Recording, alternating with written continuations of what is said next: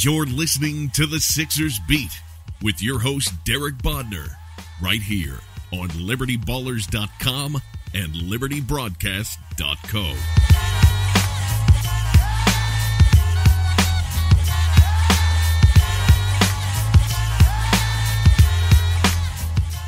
Welcome, everybody. This is Derek Bodner. I'm joined this week by Kyle Nuebeck and Rich Hofmann on the latest Sixers Beat. As you already know, you can subscribe to the podcast on iTunes, SoundCloud, Stitcher, Google Play, and the TuneIn Radio app. You can also leave us a rating and a review if you can on iTunes specifically. I suppose the other ones too, but iTunes is the one we really care about, so we can get out to more listeners and charge more for our ads. But hey guys, how you doing?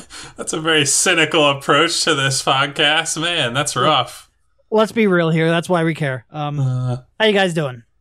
I'm doing better than the Cleveland Cavaliers are right now. And that was everybody else on the Warriors except for Steph and Durant had a relatively off night offensively, and they still did that to them. It's pretty insane what they've built. But yeah.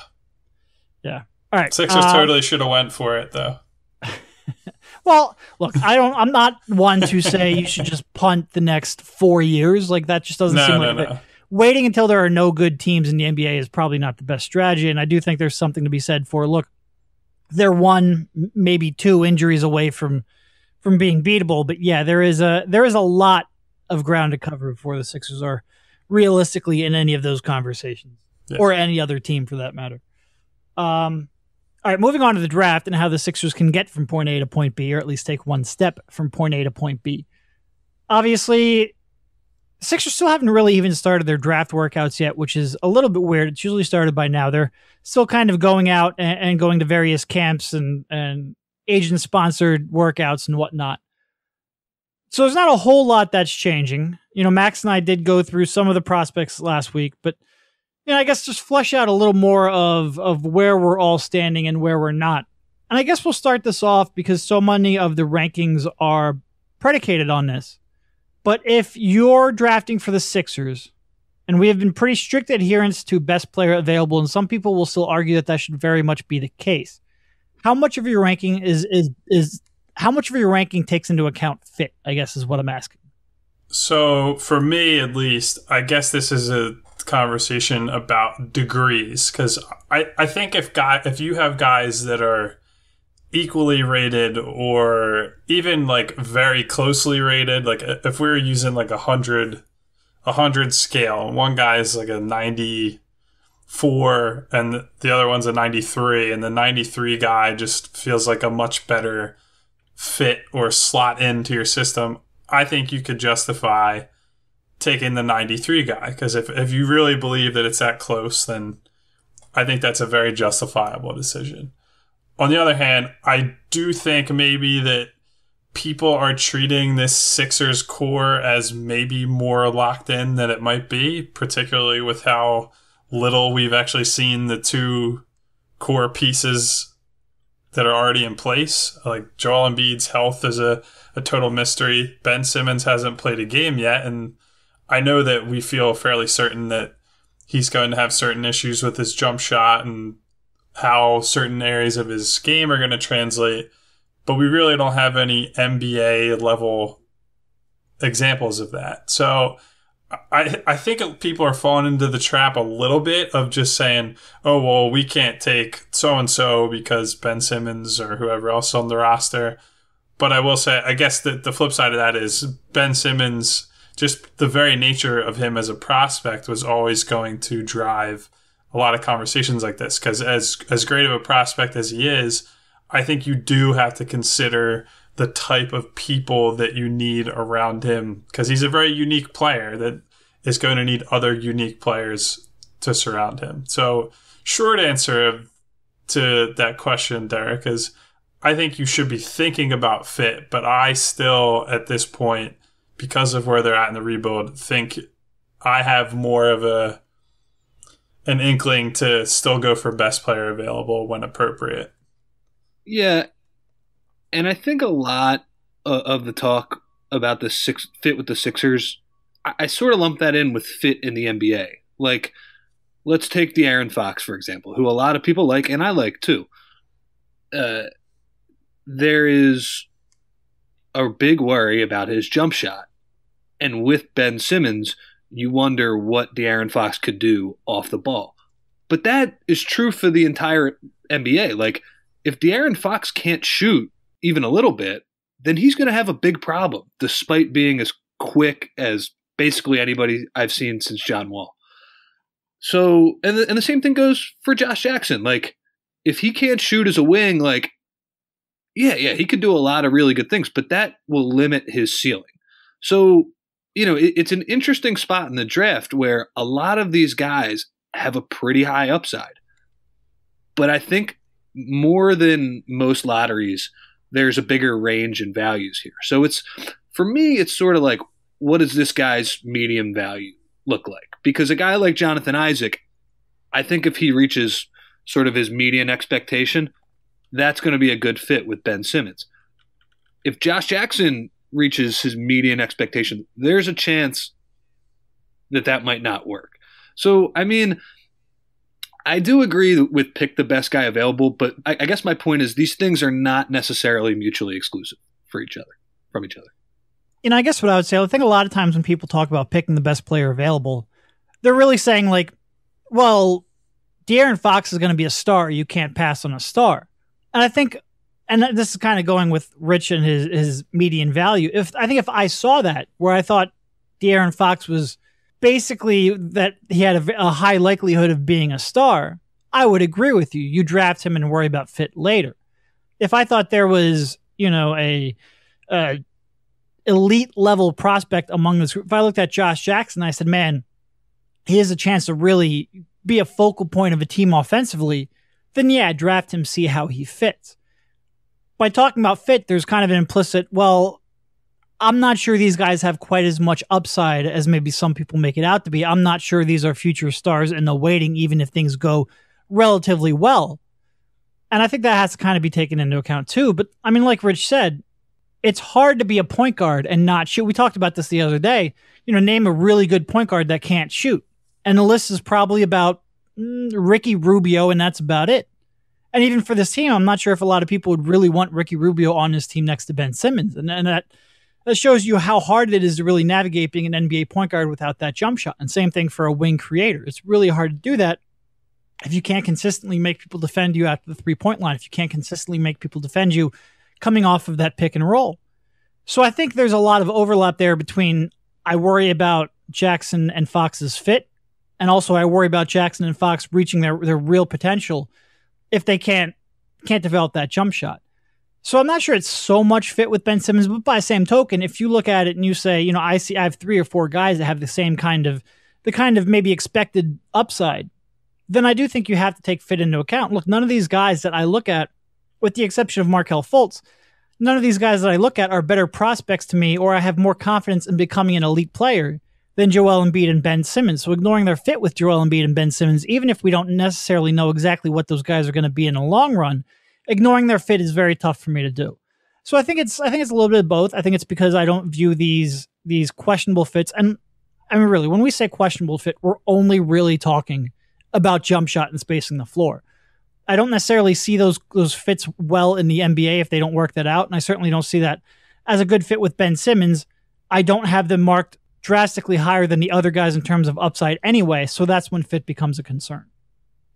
Well, so I want to piggyback off something Rich said and ask you guys a question. So I agree with what Rich said about De'Aaron Fox, that if he can't shoot, it's not just the Sixers that he's going to be a problem for, but something that I don't know if we've talked about really in depth. I don't think he's going to be available when the Sixers pick. If Lonzo Ball can't beat anybody off the dribble, is that sort of guard useful in today's NBA? And obviously you have to take into account other skills that he has too. He's a very good playmaker, but can a guard that can't beat guys off the dribble be a successful high-level player in the NBA? See, I mean, and that's a great question. And that's sort of, I think Derek agrees with me here. This is where fit comes into play a little bit for me here. not to say that I wouldn't draft Lonzo second, but I totally agree. Like, he did not get to the basket all that much at UCLA. Not nearly as much as you'd like to see from a point guard you take with the second or third pick in the draft. And, if you look at him, like, he doesn't have the wiggle sort of that Markelle Fultz has. He doesn't have the advanced ball handling moves that he has. Like Fultz is probably close to elite in those categories. Maybe not elite. I think we toss around that word too much, but like, he's very good in that respect. And Lonzo's poor, at least from what he showed. But he's the type of guy who I don't think you can necessarily judge by sort of the normal indicators of a point guard, because he's the type of dude who makes the hit-ahead pass to get you an easy bucket. He's the type of dude who can shoot 25-footers off the catch, who can space your offense.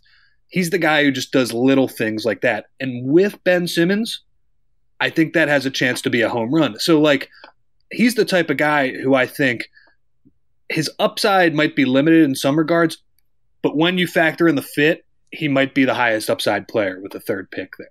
Because, like, he's overqualified to be a co-handler with Ben Simmons, I think. I think we spend a little too much time focusing on, can he be a quote-unquote lead guard, whatever that really means in an era of positionless basketball. But if I just described a guy to you and I said, look, he can shoot 26 feet from the basket and do it at a high rate. He can force turnovers at a borderline elite rate. He can push the ball in transition as well as pretty much anybody in the NBA. He can make that quick read in the half court exceptionally well. He has creativity that there might be only 3, 4, maybe 5 guys in the league who can match. And he's also a really good off the ball cutter who can finish when he has a head of steam to build up. And I said, could that guy add value at a really high rate? I think it would be pretty obvious to say, yes, he could. But I think because we want to define his role as a lead guard, a guy who's initiating the offense when in Philadelphia, that might not even be the case. I mean, look, you get Ben Simmons, you then go out and you try to find a 2 guard who maybe can really run a lot of pick and roll action. Lonzo Ball's not going to be initiating most of your half court offense. You're going to be looking at those ancillary skills and asking yourself whether or not that can really add value to an offense. And if he's your 4th best offensive player behind Joel Embiid, Ben Simmons, and guard X to be named later, yeah, I think he can add a lot of value to a team. Yeah, so I mean, I'm just curious because I watch a lot of the teams. Like, let's look at where the league is now. A lot of these teams are going smaller and smaller and smaller that are going deep into the playoffs, right? And there aren't going to be a lot of teams that are making deep runs that have a traditional big man playing minutes. Like the ones, like even the Golden State Warriors, yes, they start Zaza Pachulia, but they don't end up finishing games or playing the most crucial stretches of the games with a big guy on the court. And that allows them to... That is fan-voted all-star Zaza Pachulia. And that allows them to play a lot of guys at, like, let's say, traditional center or big man positions that can create off the dribble. And so they don't... So, like... It doesn't matter as much on a team like that say Klay Thompson doesn't have an advanced handle. Like, he can get away with having a lot of straight line drop. I'm not saying Klay can't dribble, but he certainly doesn't have like the tightest handle in the world. That's not why he brings value to that team. But the reason they can get away with that is, number one, now because they have both Stephen Curry and Kevin Durant. But prior to that, it was also because they had a guy like Iguodala off the ball, a guy like Draymond Green that can create, that's effectively playing center in different lineups. The Sixers aren't going to have that luxury building around a guy like Joel Embiid. And so I wonder if your two, like, if they draft Lonzo Ball, number 3, he's going to be a guy who has the ball in his hands a lot, as is Ben Simmons, as is Joel Embiid. And they only have so many guys that can create matchup disadvantages on the perimeter that can cause the collapse of defenses. And I know that that's not the only way to distort a defense. And I take your point that, yes, Lonzo Ball ideally will be able to space the floor out to 25 feet or whatever it is and just pull up and shoot from anywhere. But I do worry that because of the Sixers' roster construction and because of what they don't have on the table compared to the way a lot of different NBA teams are going, that might have an impact on them that maybe we can't see now because Lonzo Ball played on a team that really was almost playing 5 out at different times during the season at UCLA. And I don't know that we've seen yet whether he's going to be able to have the same sort of impact once he's on a more quote unquote traditionally set up team. I think a couple things real quick, and I'll let Rich go. First of all, I think the attention that Joel Embiid's going to track down low is going to really help Lonzo as a cutter. Sure. I think there's going to be a lot of open cutting lanes because nobody's going to rotate off of Joel Embiid. And I also think Lonzo, for as much as we get on his man-to-man defense, I think he could be a really, really good off-the-ball kind of free safety type defender. Also 6'6", too. 6'6". Right, he's got size, so he doesn't necessarily need to be... It's not Isaiah Thomas. He doesn't need to be on the points. Right, yeah. Yeah, no, you can put him on the weakest perimeter player and get away with it and let him play that kind of off-the-ball free safety type defender, force turnovers and help get him and Simmons out on the break, which I think can add value there.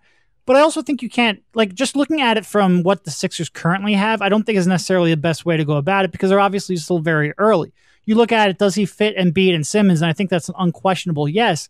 And then I think, like I said earlier, you then say, okay, but they still have one more real high-level shot creator from the perimeter they have to get. And I look at it and I say, don't necessarily see that remaining in this draft. I don't have a ton of, with the exception of maybe Dennis Smith Jr., I don't see an elite perimeter playmaker available at that spot. Whether that's, looking at some of the fours and Isaac and Jackson and Tatum, I don't see that as their role. Obviously, Jackson is most qualified, but like I said, I have concerns about that shot. Without that shot, I don't think he can be that in this league. Tatum, that's not really his game at all. Monk, that's not his game. And Fox, I have the same concern about his jumper, which we'll get to in a bit. So I think when I'm looking at it, I see a very clear role that Lonzo Ball can play with Ben Simmons and Joel Embiid. And yes, you still need more pieces around that. But because I see a clear role for him, and because I think it's you can get a perimeter playmaker, this league is littered with them. You can get one later on. I'm not going to pass on, Ball just because there's one more piece you have to get to really make him fit perfectly. I love Lonzo, and I'm not going to let, whatever his dad or any of that noise deter me. And I know he's a polarizing on court. Quite literal noise. Yeah. I know he's a polarizing prospect on the floor too, because he's so unconventional. But I just think in the modern NBA, if you put talent with that guy, which the Sixers have, he's going to make it work. And I guess to just finally circle back to the original point with fit versus BPA. With Lonzo, I don't necessarily think he has quite as high of a ceiling as, let's say Jackson, Dennis Smith, or De'Aaron Fox. But the likelihood of those guys reaching that ceiling is lower than I would want it to be for me to take them over him. Because it's just BPA, it's kind of a dumb concept because you don't know who's going to be a better player when you draft them. That's why this is hard. De'Aaron Fox, he played for Kentucky. He didn't have best player available on his jersey. You don't know how he's going to translate to the pros. So, yeah, for me, Lonzo would be the clear second guy. But hey, if you think Jackson's shot's going to work, then I'd probably take him over Lonzo. But Lonzo just has the skill set that I think would translate to the Sixers and the NBA, and I'm pretty sure about it. Fair enough. Yeah, like you said, Rich, he is a very unconventional prospect. So, I've had to think about it in ways that generally, if we're talking about top 3, top 5 guards that are being selected, it's not a guy that there's a question so how is his handle going to translate, or is he going to be able to get to the, most of the guys you think of in that tier are generally, that's not the concern. It's a jump shot or it's whatever, but it's just, I'm very interested to see how his career is going to play out regardless of wherever he ends up. And again, not because of LeVar, but because he's a very interesting player. The two guys you would always compare Ball to is Ricky Rubio and Jason Kidd. And that's not entirely fair because both of those are quite a bit better on the ball defenders, worlds better on the ball defenders. But Ball does have legitimately elite skills. And like Rich said, we kind of throw that word out there a little bit too a little bit too freely at sometimes, especially at this time of year. But if you're talking about his ability to push the ball in transition and some of the passes and court vision he can make, I do think he has those skills at a legitimate elite level. And it's hard, like Rich, it's hard for me not to see if you get a spaced floor with a big man who grabs so much attention down low and has that kind of gravity, and you run cutters off of them. One of the things I think if you want to really open up floor spacing, one of the easier ways to do that, force defenders to really stick every roll man, force them to really cut off every cutter, force them to really run off every screen. And you're going to open up a lot of room for, Joel Embiid down low or those cutters running to the basket. He makes every cut a real weapon that you have to defend against. And I think that can really help. I mean, I love a really good passer, especially when it comes with actual, and again, I know we kill his defense, but I do think he's going to provide value there. I don't think he's going to be, a Malik Monk level non-contributor. So if you have that kind of passing with some defensive contributions and shooting, it would be hard for me not to see him, and it might not be a star level impact, but it would be hard for me not to see him being a piece on a good team. I want him to succeed too, quickly, just because his shot is really ugly and I don't like watching that, but the way he plays basketball is fun to watch. UCLA was my favorite team to watch in the NCAA this year. And sometimes I have trouble watching NCAA basketball because it's just not that good.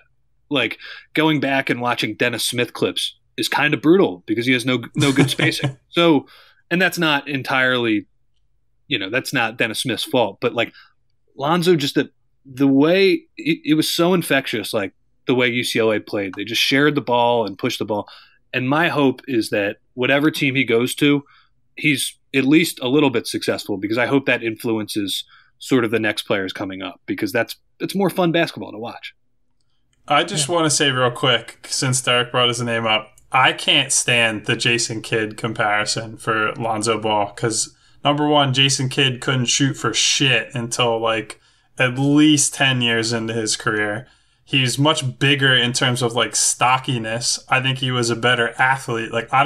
I know that the passing and their transition game, there's some comparisons. I just think that's just people have been trying to force feed that all year, and I just don't really. I think they're much different overall. You don't see it in their transition play though, and their ability to force turnovers. I mean, sort of. There's never a comparison that's going to work one-on-one. That doesn't exist. Well, yeah. Well, and that's why we've had conversation. I don't generally really like prospect comps in general for that reason. And because it's he's Jason Kidd. It's Jason Kidd was one of the best rebounders in the history of guards. Yeah. I don't think Lonzo Ball is going to be one of the best rebounders in the history of guards. I don't think he's going to lead that Nets team as the primary ball handler by himself to the finals. I just think that's asinine. Stop talking for 1 second, Kyle? No. 1 second. Part of my problem, the reason I don't like to use comparisons is because people take them too damn literally. No, he's not going to match everything about Jason Kidd's game. He's not going to be as good as Jason Kidd. But the fact that he plays a similar style of play is all I'm getting at. And a similar height, too. There's just aren't many 6'6" point guards who struggle getting the basket in the half court, are elite transition players, and eventually Jason Kidd was able to shoot. There's 3 or 4 people in NBA history you can compare him to. Stop taking it so damn literally. No, I don't think Jason Kidd is a comp for him. That's all. I'm just going to continue. Strength is the big area where I don't see him. Jason Kidd could kind of bowl his way to the basket, just in back guards down. He's let's put it this way, Michael Carter Williams is a better comparison for Jason Kidd than Lonzo Ball. Oh, see, I don't remember those ones when he got traded to the Bucks. Yeah. Oh man, he's a young Jason Kidd. He'll get them play under him as his coach. He's tall and can't shoot. That's it. But that's the thing. He wasn't a great passer, though. That kind of kills that comparison a little more than, whether or not he's a rebounder. Well, I guess my point here is that I think it's really stupid to compare people to one of the most unique guards that's played in the league in my lifetime. That's all. I mean, totally agree. This is one of the more unique guards that come into the NBA in quite a while, too. It's not that he's going to check every box or he's going to be as good of a player. It's just stylistically. Yeah, whatever. I'm still going to be a crotchety old man about it. Well, you play that role very well on Twitter. And hey, it got you a full-time job, so congratulations. Yeah, big time. All right, we'll get back to talking about the NBA draft in a bit. But before we do, I wanted to talk about shaving. Do you find you're spending way too much money for razor blades that don't seem all that great? So did I. Then I found Harry's razors. You won't believe the quality of the blades you get. At only $2 per blade, they're less than half the price of competitors. Harry's is so confident in the quality of their blades, they want you to try their most popular trial set for free. The set comes with a razor handle of your choice, a 5-blade cartridge, and shaving gel, and it's free when you sign up. You just pay a small fee for shipping. To redeem your free trial offer, go to harrys.com/SixersBeat right now. That's HARRYS.com/SixersBeat. All right, moving on to jump shots. A lot of guys with questionable jump shots. And I'm going to focus specifically on the 3 forwards, Jackson, Isaac, and Tatum. And then also throw in De'Aaron Fox as well, because the jump shot is going to be so crucial to his game. Which one of those, I guess, rank those 4 and which ones you have the most confidence in of their jumper? Rich, you want to take it first since I've been yelling at Derek for the last few minutes? Yeah, I'll go ahead. So, okay. So you won't be getting any Harry's shavers or razors, I'll tell you that much. That's some good product integration there. Okay, so it's so hard. Like the jump shot is such a tough thing to figure out, especially because all of these guys have weaknesses in their own ways. So I guess the guy from purely a catch and shoot standpoint, Jonathan Isaac, I would put these guys into 2 tiers. The top tier would be Isaac and then Jason Tatum. Tatum worries me just because he's been more of a mid-range shooter, so it's like, can he take his jumper a step back? I know there was footage of him in an empty gym improving that jumper. I'd like to see that at a little bit higher speed, but like Tatum at least has the form I want and at least has the pedigree. I know free throw shooting, it might be a little overrated at this point. People are going nuts about it, and obviously we just talked about Lonzo. But Tatum and Isaac from a catch and shoot standpoint, like I don't see that much wrong with their jumpers. Like Isaac, I'm a little worried about off the dribble, but that more has to do with his ability to create and dribble and see the floor. I do think he's got a decent like attack a closeout, 1 dribble pull up type game. I think he has the potential for that. So those 2 would be higher. And it's like we were saying earlier, like Isaac might be a better fit, like a safer fit just in the entire NBA, because I feel like that guy's going to make at least an open corner 3. So then you bring it to Jackson and Fox, and I guess I would rate Fox higher than Jackson, which is like, God, it's hard to say. I mean, obviously better free throw shooter, and I do think his form is a little better than, like, some people say there's nothing wrong with his form, but like, I'm a little worried about Fox having the strength to extend his range all the way past the NBA 3-point line. Jackson is just, God, like he would be the 3rd overall pick, but man, like the hitch in that shot, it's different, a bunch of different, it's different from, attempt to attempt. Sometimes he brings the ball down when dudes hit him right in the shooting pocket, which is just like, that drives me absolutely crazy. His shot doesn't have to be that long. So I guess the way I do it would be Isaac would be Tatum would be 1, Isaac 2, Fox 3, and Jackson 4. Okay, so the only thing so I agree with you that I think Tatum and Isaac are definitely that's just a separate almost conversation, that those 2 are in the front. I probably would give the slight edge to Tatum, despite not liking him as much as a player as I like Isaac, because I think as a shot maker, he's already further along, and maybe he doesn't ever expand that range, but I would bet that he'll be a fairly reliable shooter at the next level. I have other concerns with him that are why I've docked him a little bit. So Isaac would be 2nd behind him, not that far behind. And I'm going to say Jackson 3rd, Fox 4th. And I know that that might be a little controversial, because I've watched Jackson shoot a lot. I'm sure you guys have too. I'm sure a lot of people listening to this podcast have. And his shot is, to put it lightly, a mess at times. Like there are just so many different components of it that go wrong. But there was not any time that I watched De'Aaron Fox this year to line up a jump shot and thought, yeah, that's going to go in. Because I watched a ton of Kentucky, mostly because I was really fascinated by Malik Monk for a while. And I think at some point in late December or early January, I said something along the lines of, like, I don't think De'Aaron Fox has ever made a jump shot when I've watched him, and you can't prove to me that he has otherwise.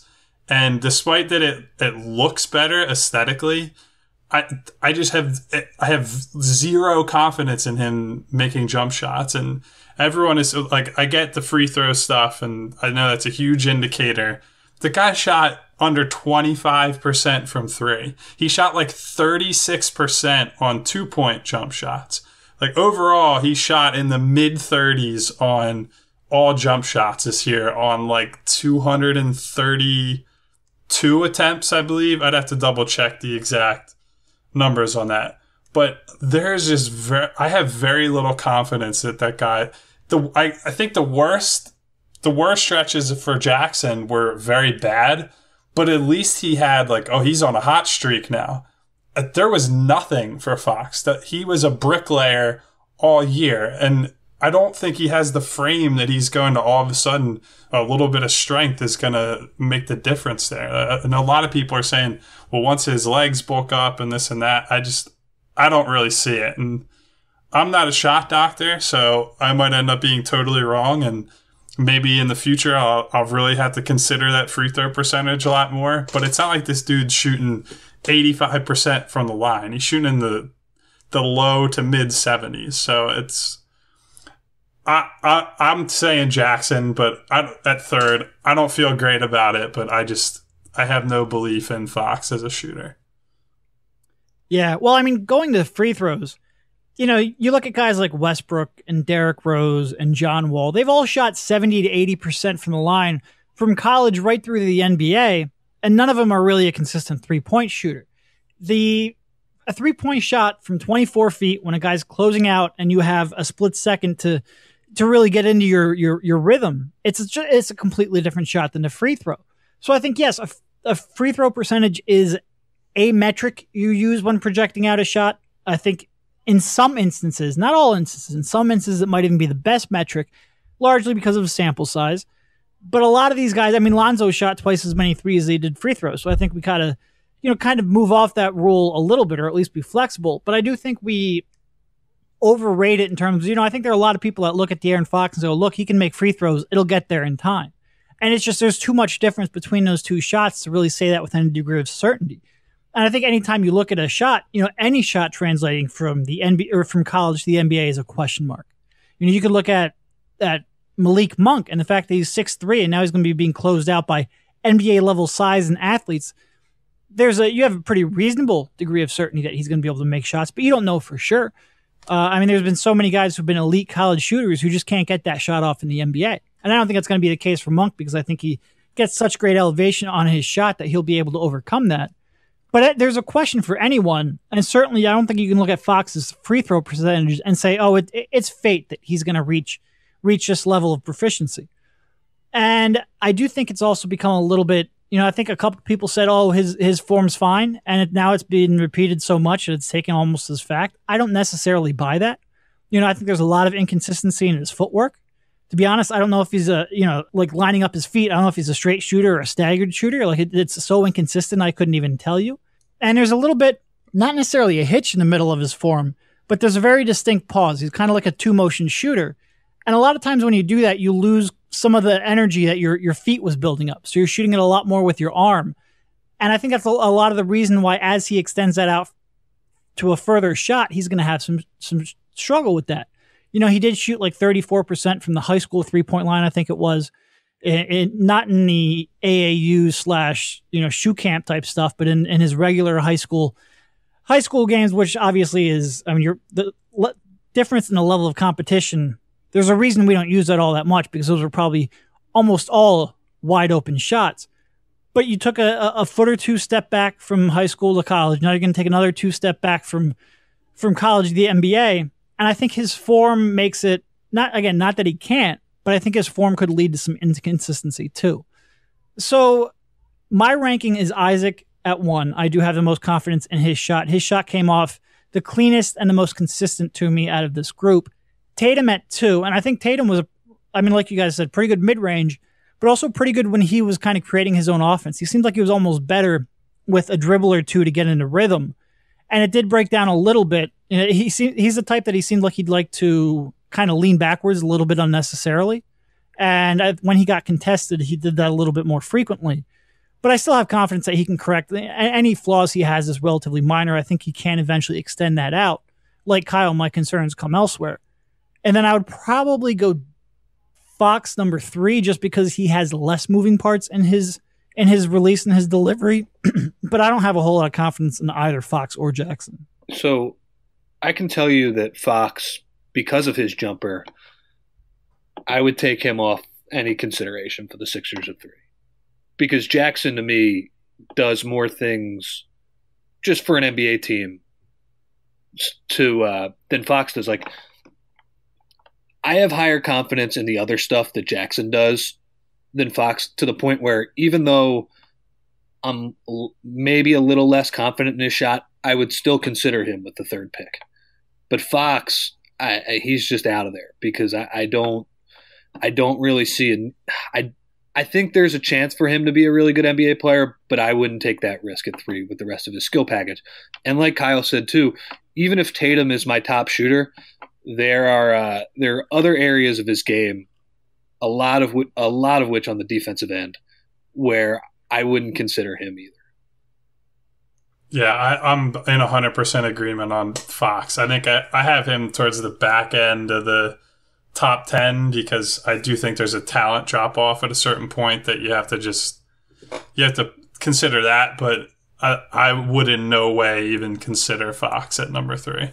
Yeah, I had Fox 7 and Tatum 8. And it's largely for those reasons. Like if he can't shoot, and I don't have a whole lot of confidence that he can, then fitting on this team is going to be, fitting in the NBA in general is going to be very tough. We talked about that earlier, but fitting on that team especially, the Sixers just aren't the right team to take that gamble of whether or not he can fix that shot. I agree. All right. I think that's... Anything else you guys really want to throw in there before we head out? Have you talked yourself out of anybody in the last couple weeks, or talked yourself into anyone in the last few weeks that maybe you were not in on before or were sour on before at least? Dennis Smith's making the slow climb up my ladder, sort of. He's slow playing it. He's like a Kentucky Derby horse who's closing at the end. Pretty strong. I just watched like the situation he's played in, and it's just brutal. Like, man, like, could you even give me like a little bit of spacing so I could watch what this guy can do? Because with Smith, I'm a little worried about his quickness, and I do wonder if that had to do with his first year coming off the ACL, and I also wonder if it had to do with like, oh yeah, there's like 3 guys in the paint, so the defender can kind of play off him a little bit and get up in him, and without any fear of him getting to the rim. And I do wonder with the situation, because I do think like he has a really high upside and would also fit the Sixers. He'd kind of check both of those boxes.